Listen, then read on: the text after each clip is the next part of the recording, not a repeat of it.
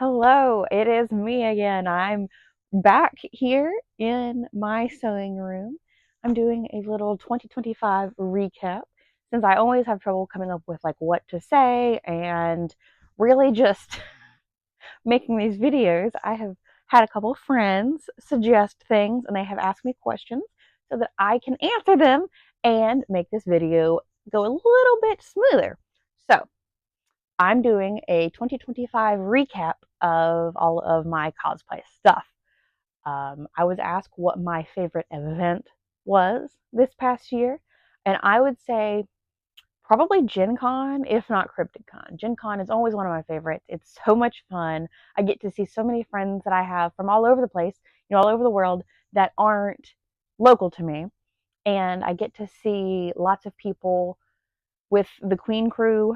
We usually take a smaller group, but I get to see lots of people that I enjoy spending time with, and we have more free time to enjoy the week, such as going to like Jim's hotel room and drinking and goofing off and stuff like that. I get to spend time with those that I really want to spend time with at Gen Con. Um, Cryptid Con, I went for the first time ever this year, and it was a blast.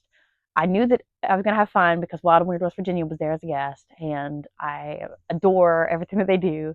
But it was also cool to sit in on some of the seminars on like ghost hunting and just other paranormal research stuff. It was cool, small, but it was cool. I'll definitely go back. I hate that they had the same weekend as PAX Unplugged, but it is what it is. I'm glad I made that choice in going.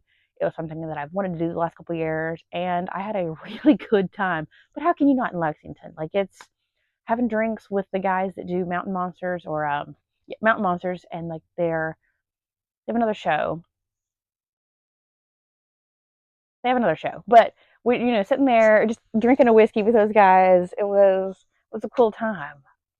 Memorable moments. Well, all of my moments at conventions are memorable because I'm with memorable people. I am hanging out with my bestest friends, doing the stuff we love, which is playing games.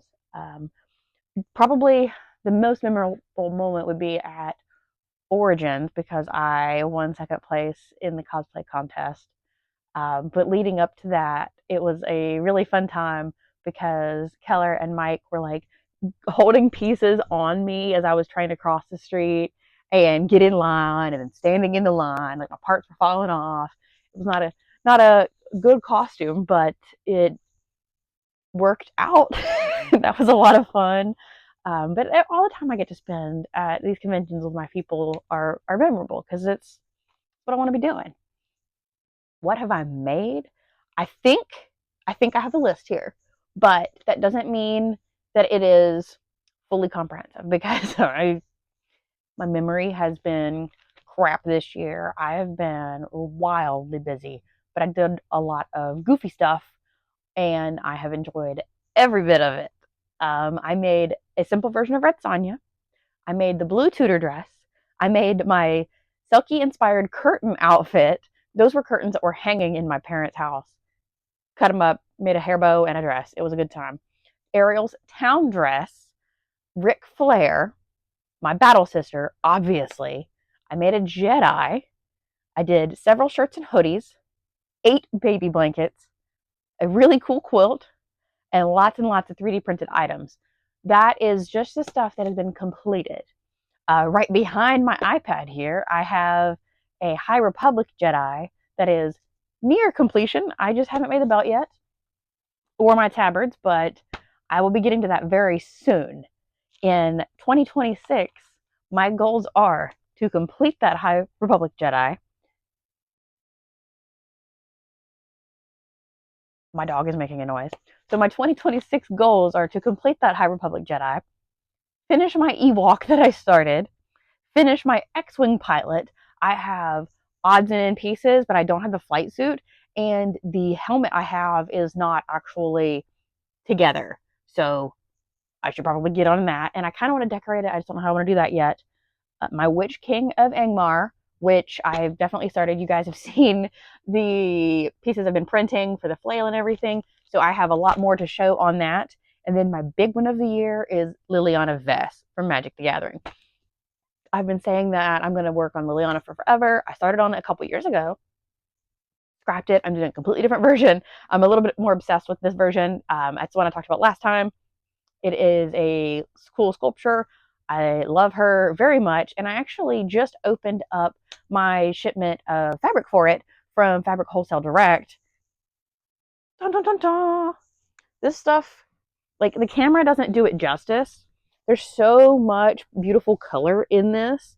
So I bought it in the purple and the violet because her bodice has a little bit of a violet tone on it as well. So I ended up buying a crap ton of fabric. Um, Probably more than I need, but buying online makes me nervous because what if I go to buy more and it's from a different dye lot or something? So I just guessed based on other costumes I've made in the past, and then I added a couple extra yards because I'm insane. I bought 13 yards of the purple and then 5 yards of the violet, and this is a beautiful, beautiful Dupioni, and I hope that I am saying that right, but it's got this beautiful texture to it. And I think that'll look really good in the stage lighting. But I also got, obviously, just matching threads, both for my top stitching on the corset and serger cones. And then I bought a really cheap lining fabric that I think will look good on the underside of the skirt because the ruffles are going to be flowing around when I spin. I'm also going to be putting like a um, crinoline mesh in between some of the layers to help it poof out a little bit. I'm not going to wear like a hoop or anything with it, but there will be some petticoat vibes going on under some of the layers just to keep things fluffed and separated. I have the wig in. I have my warbler and stuff. I have my 3D files ready to go so I can start printing those. I think I'm going to do mostly like a UV reactive body paint for her pretty details, but I might also put some like L wire in my costume somehow. I'm not sure if I'm going to put it in the headpiece or if I'm going to put it in the dress or how I'm going to do that because I want to have lights making it pretty and cool and make it stand out and make it something that is actually competition worthy. But I will work on that here very soon. I have a lot going on and I'm very, very busy. This coming week is the release of the issue of Tri-State Living that I'm on the cover of, and I'm pretty excited about that. It's got a lot of my cosplay stuff in it, and I rainbowed so much that I don't even remember what all I've said, and I can't wait to read it and surprise myself. I sent in lots of cool photos from over the years. I was very, very careful about what photos I sent in because I didn't want to send in anything too sexy since it is a local magazine and I don't want like any weird feedback from that. So there's no like Red Sonja or Vampirella or any of that.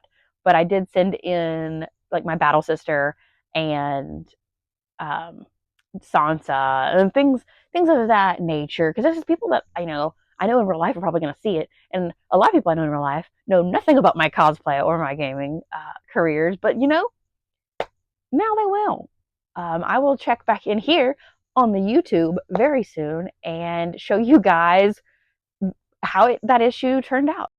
I will get started. I'm actually going to be cleaning my sewing room this evening, getting things organized so I can start my new projects.